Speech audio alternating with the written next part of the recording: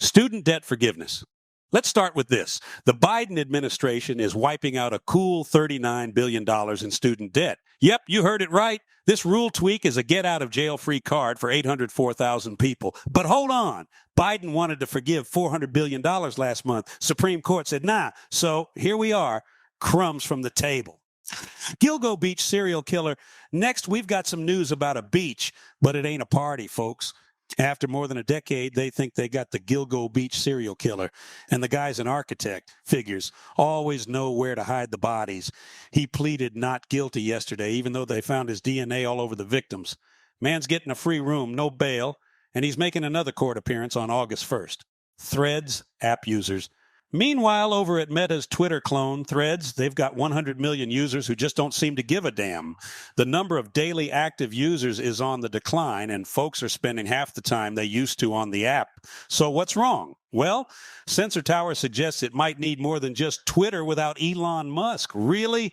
Who doesn't love a billionaire who's constantly flirting with disaster? Hollywood on strike. Speaking of disasters, Hollywood's frozen over for the first time since Reagan was president of the Screen Actors Guild. Yeah, that happened. Both writers and actors are striking. This isn't some indie drama. This is all-out Hollywood warfare, halting movie and TV production. Even the stars of Oppenheimer decided to take a walk from their own premiere. Pay up, Hollywood. Heat dome. Now, if you're feeling a bit hot under the collar, you're not alone. About a third of the U.S. is under a heat alert. Vegas and Phoenix might see 120 degree F, and Death Valley could go over 130 degree F, setting a new world record.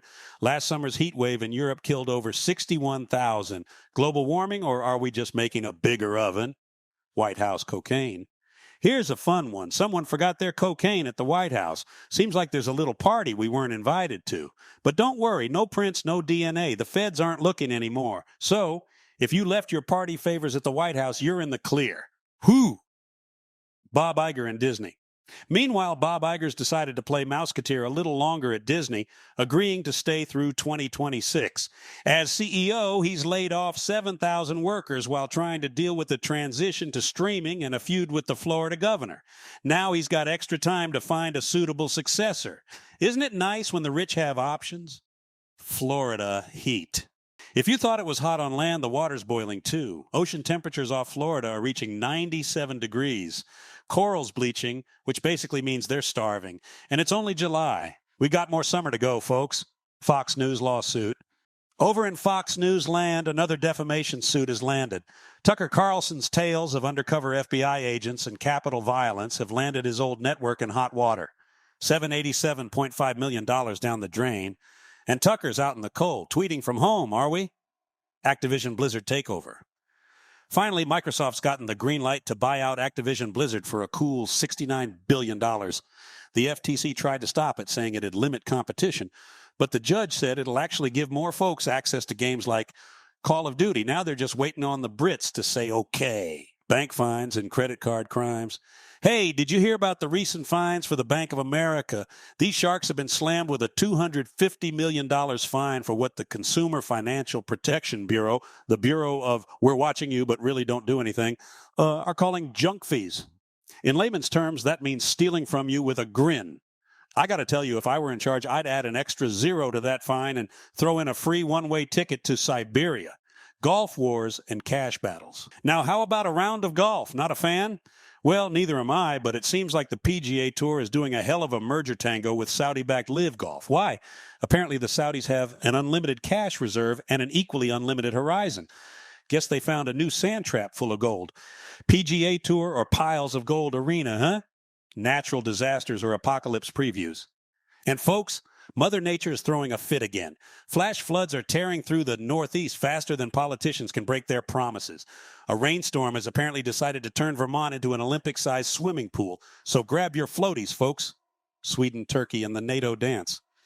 In international news, Turkey is finally ready to roll out the NATO red carpet for Sweden after a year of playing not unless I'm invited to your party first. Does anyone else feel like they're watching an international high school drama play out? Weight loss drugs or suicide pills. Next, we have weight loss drugs under investigation for causing suicidal thoughts, as if people trying to lose weight didn't have enough on their minds. Hey, pharma guys, here's a thought. Maybe focus on healing, not making folks want to jump off bridges. NBA's European dream. Over in the sports world, the NBA is about to add a little European flair with an in-season tournament. So let's give a warm welcome to the Basketball Champions League. Who knows, the losing team might even get relegated. Wouldn't that be a show? Ukraine conflict update. Moving on. It's been 500 days since Russia invaded Ukraine. That's right, folks. The war is now old enough to be a toddler.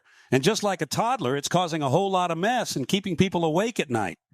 Apple's luxurious headset. In tech news, Apple is set to release their new headset, the Vision Pro. Want to get one? Sure, just sign up for an appointment and make sure your bank account can handle the $3,500 hit.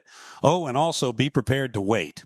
Taylor Swift's billion-dollar revenge. Finally, we end on a pop culture note. Taylor Swift is rewriting her past and raking in the big bucks in the process. Her Eras tour is on track to make $1 billion soon, folks. Now, that's what I call a swift revenge.